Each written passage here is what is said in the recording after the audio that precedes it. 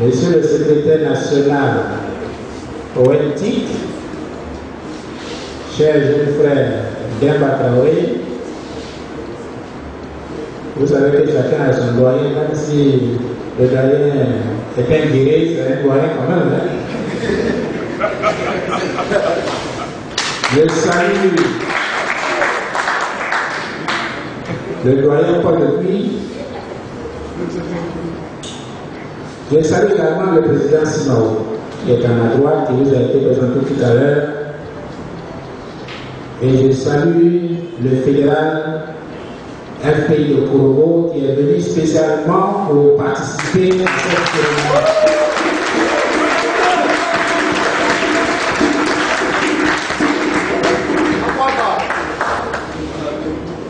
Je salue le président de la Copier.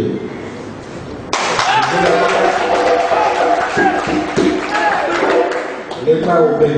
Je salue également tout son bureau. Je vois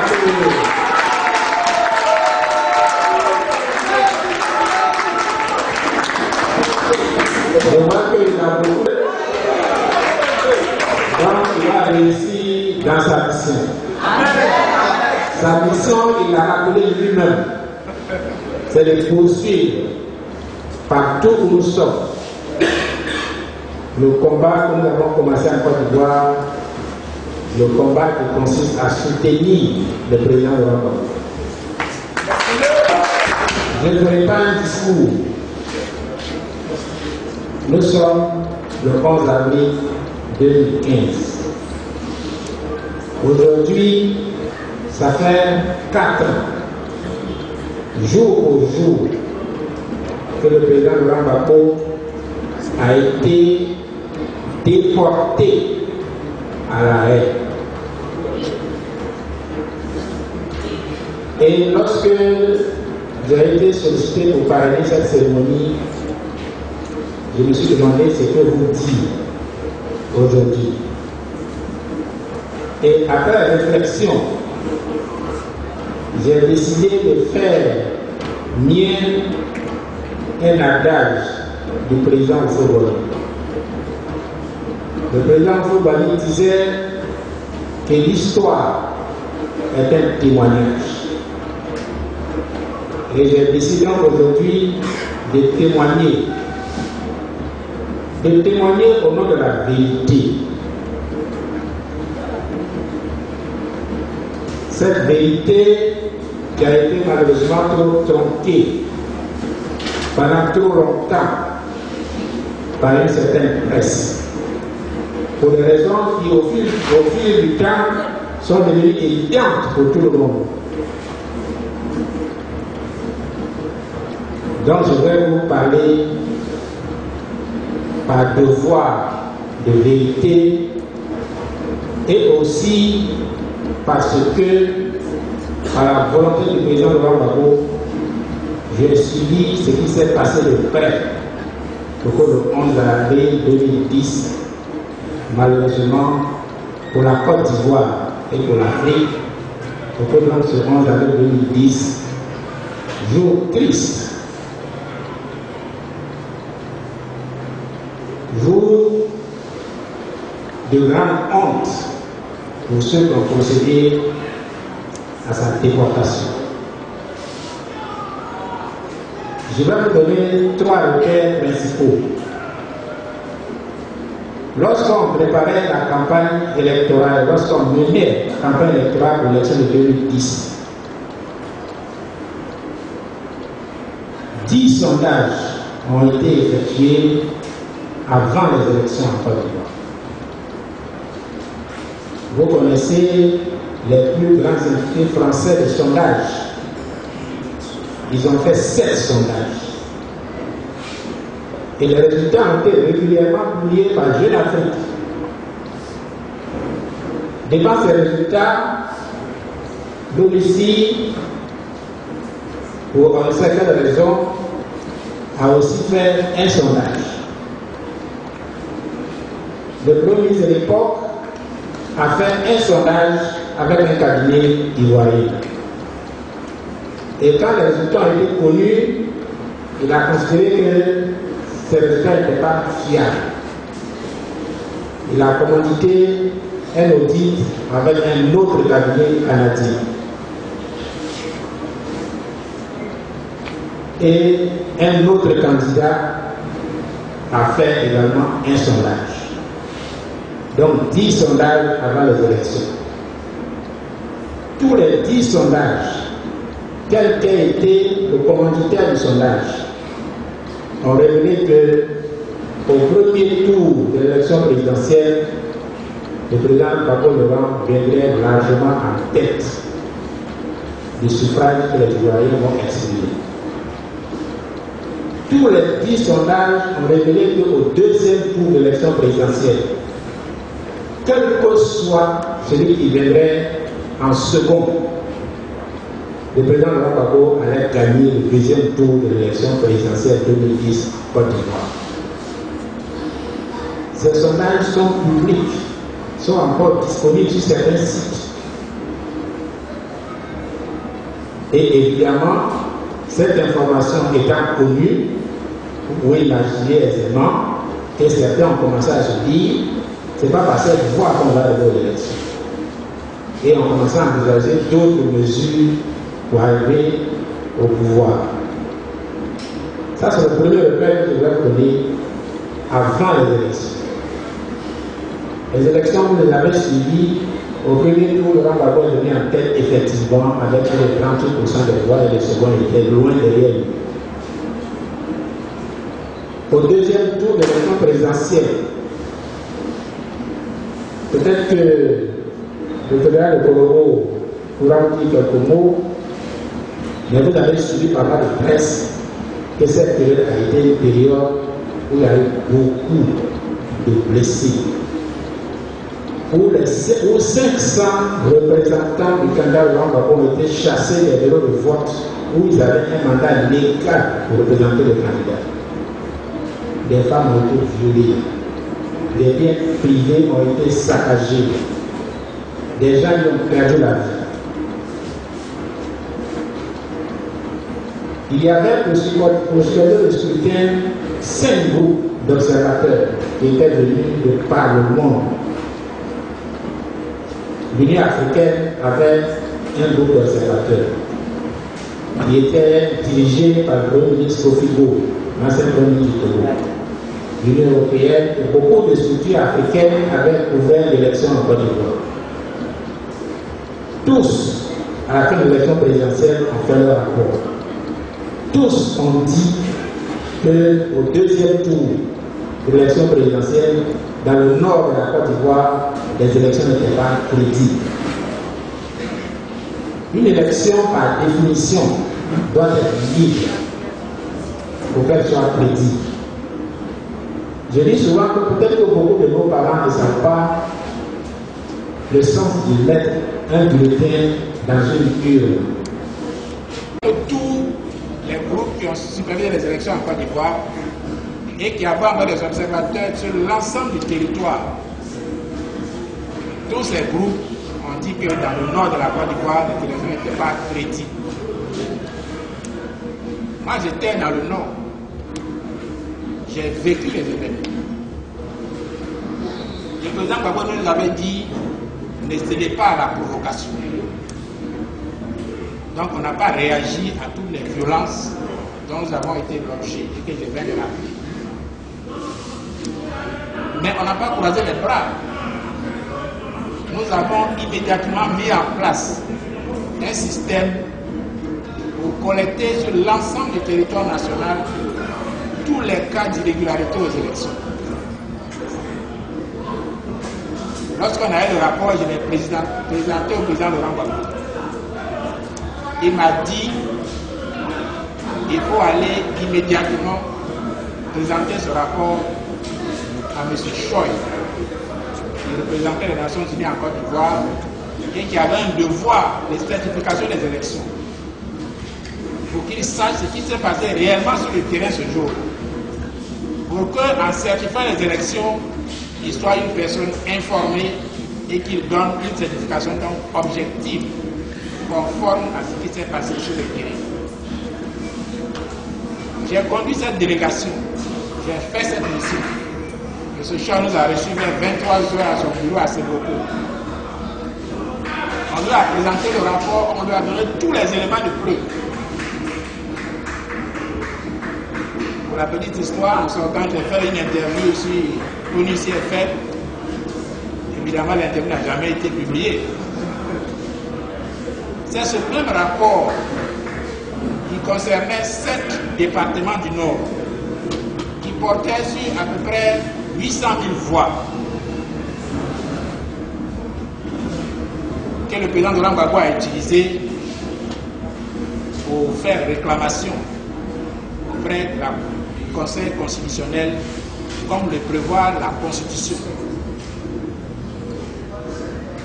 Et c'est ce Conseil constitutionnel qui l'a proclamé élu environ à 52% au 4e jour de l'élection présidentielle.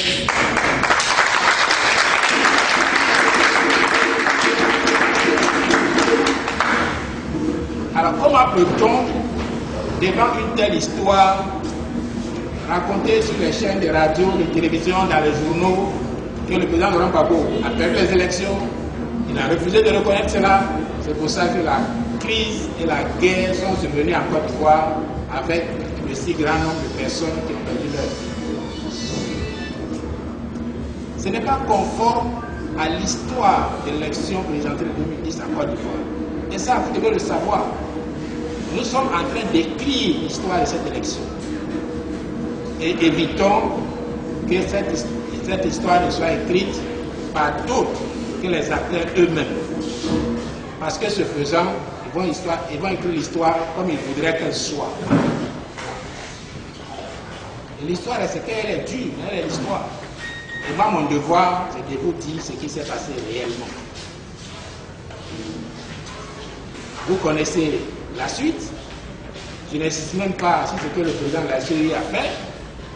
Vous avez suivi tous sur une télévision étrangère, alors que nos textes font obligation qu'ils donnent les résultats dans les 3 jours, qu'ils donnent les résultats au siège de l'institution, c'est-à-dire à la CEI, que tous les conseillers aient préalablement signé, qu'ils donnent les résultats devant l'ensemble des conseillers. Vous avez observé que tout ça a été foulé du pied, que les résultats, dit-on, provisoires ont été donnés le 4e jour à l'hôtel du Golfe, qui était, comme vous le savez, le siège d'un autre candidat. Donc, au plan légal, au plan du droit, ce ne sont pas des résultats, même provisoires, qui ont été prononcés. Ce sont des chiffres qui ont été donnés, qui n'ont donc aucune valeur légale. La seule valeur légale que confère l'élection présidentielle de 2010, c'est ce que le président du Conseil constitutionnel a dit. Il a dit dans les délais, et son jugement, comme vous le savez, s'impose à tous et n'est pas révocable. Voici ce que je voulais vous dire d'abord sur l'histoire du 11 avril. Évidemment, le président Laurent Gbagbo n'a pas perdu les élections. Il ne faut pas dire qu'il les a perdues pour faire plaisir, on ne sait à qui. Puisque c'est au peuple ivoirien qu'il doit d'être élu. Il y a eu beaucoup de tractations, beaucoup de menaces. Puis maintenant, le bombardement de la résidence, du palais, pendant le nombre de jours que vous savez. Mais il ne pouvait pas dire qu'il a fait les élections, puis il ne les a pas perdues simplement. Il a dit, recomptons les voix. Et ça, c'était déjà vu ailleurs. On a vu aux États-Unis, on a vu en Haïti, on a vu en Afghanistan. Il dit, recomptons les voix. Si j'ai perdu, je reconnais que j'ai perdu. Et les bulletins pour recompter les voix étaient avec nous, avec la CEI, avec le Conseil constitutionnel et avec l'ONUS. Et il a dit, appelez les gens qui viennent du monde entier, on va compter devant tout le monde, pour qu'après ce comptage, il n'y ait plus de contestation.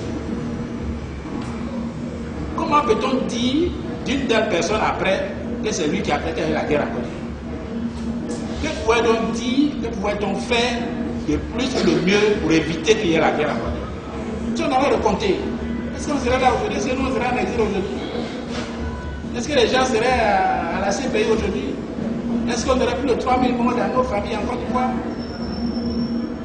Il faut donc chercher ailleurs ceux qui sont les vrais résultats de cette crise. Vous avez vu que quand nous sommes sortis, après les moments de troubles presque psychologiques passés, ici on a commencé un travail qui consistait à faire connaître l'homme, à faire connaître ce qui s'est passé réellement en Côte d'Ivoire. Parce qu'il avait été diabolisé. On avait nos frères ici et dans tous les pays africains. Et ce n'était pas leur faute. Ils avaient une seule source d'information. Et évidemment, ils ne pouvaient que se fier à ce que cette source leur donnait. Mais ce que la source disait n'était pas vrai. Et on avait, avec l'appui d'une chaîne de télévision ici, pendant plusieurs mois, nous avons passé beaucoup de films et ça a contribué à faire connaître l'homme. On a fait ça aussi parce qu'il y a ces pays encore qui doivent être jugés. Et nous, on ne voulait pas qu'un autre Laurent Gbagbo soit jugé à la place du vrai Laurent Gbagbo. Ce que je veux dire simplement, c'est que la presse peut vous dire telle personne est comme ci, elle a fait comme ça, mais ça peut ne pas être la vérité. Et je pense que cette mission a été réussie parce qu'aujourd'hui en Afrique et en Côte d'Ivoire, les mouvements de sympathie sont nombreux. Donc pour ce qui est de l'histoire du 11 avril, voilà ce qui s'est passé. Les gens savaient avant les élections que Laurent Gbagbo allait gagner. Le jour des élections, le premier tour, il a gagné largement. Au deuxième tour, devant leurs difficultés, ils ont mis la bagaille. Que nous avons documenté, que nous avons utilisé comme la loi le permet pour invalider les élections dans les zones où elles n'étaient pas crédibles. Simplement. Et évidemment, comme on voulait absolument qu'il ne soit pas là, on s'est mis à bombarder, à détruire la Côte d'Ivoire. Mais aujourd'hui, où en est-on? Vous suivez les médias. La pauvreté est grandissante en Côte d'Ivoire. La vie ne fait que devenir de plus en plus chère. L'école est fermée. Il y a beaucoup de syndicats qui sont dans des grèves ou dans des préavis de grève. Le voile est déchiré. La réconciliation nationale, on n'en parle même pas en réalité. La situation, elle est loin d'être récente. Et tous ceux qui avaient espéré que la Côte d'Ivoire allait devenir un Eldorado sont de plus en plus déçus, y compris dans le rang de ceux qui étaient les plus extrémistes contre le Rwanda. Pour ce qui est de la réconciliation nationale, nous voulons chanter notre hymne national.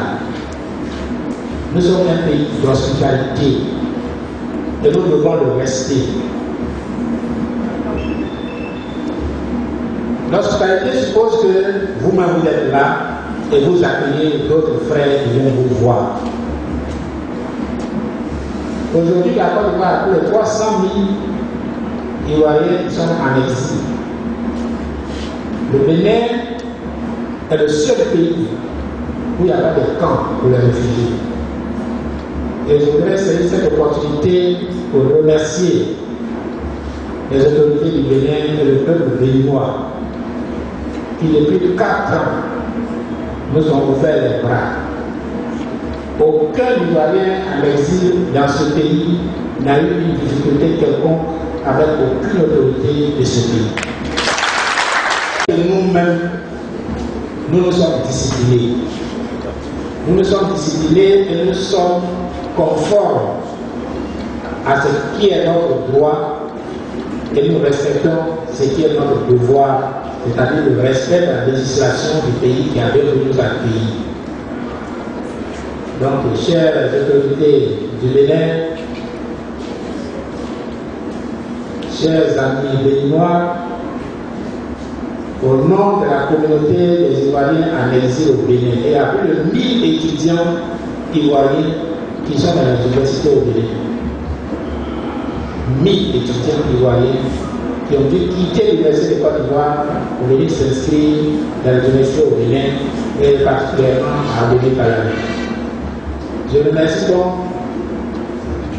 le corps académique de ces universités-là qui a accepté que du fait de l'exil, la carrière des jeunes ne soit pas compromise. Et je vais terminer en vous disant que aujourd'hui, tout le monde se rend à l'évidence. La Côte d'Ivoire n'est pas réconciliée. Tout le monde se rend à l'évidence. La Côte d'Ivoire ne peut pas se réconcilier sans Laurent Gbagbo.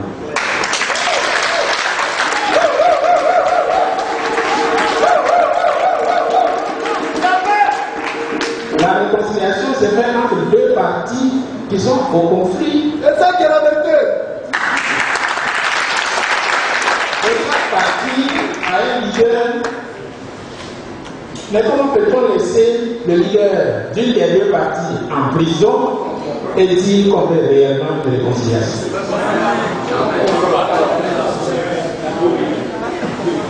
À mon avis, ceux qui disent ça ne veulent pas de réconciliation en Côte d'Ivoire. Peut-être parce que cette situation les arrange mieux. Mais si c'est le cas, il ne faut pas faire semblant de vouloir la réconciliation. Il y en a qui se disent on a tellement fait de tort à Laurent Gbagbo. En 92, on l'a mis en prison. Sa femme, son enfant, tous ses collaborateurs ont été mis en prison. On les a jugés en première instance. On les a condamnés. Ils sont partis en appel. Et vous vous souvenez que pour les juger, il n'y avait pas de loi qui le permette.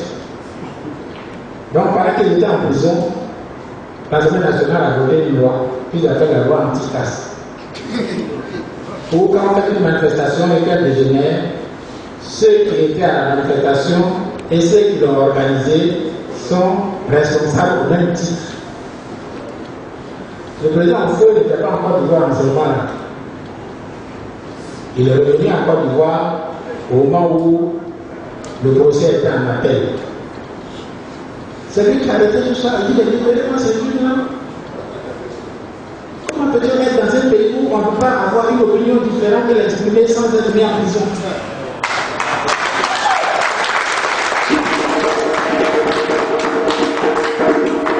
Voilà, ce sont les prophétistes qui font ce que vous voyez aujourd'hui.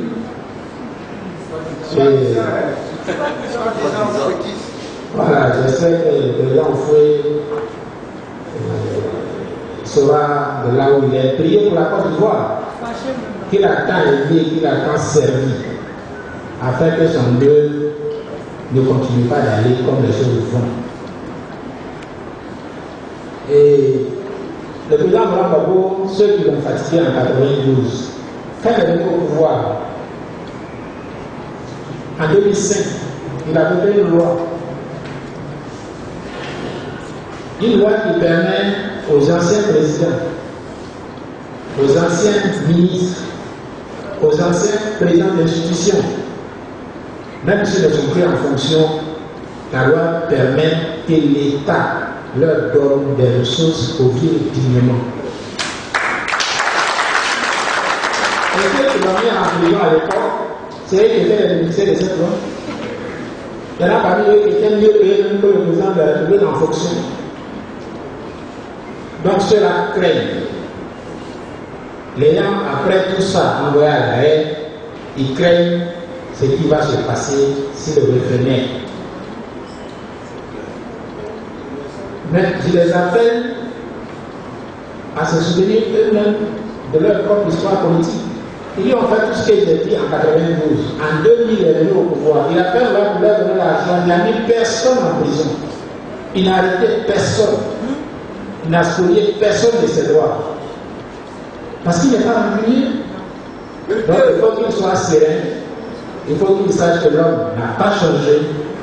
L'homme n'est pas revanchard, l'homme n'est pas méchant, qu'il se rassure et qu'il contribue à sa libération.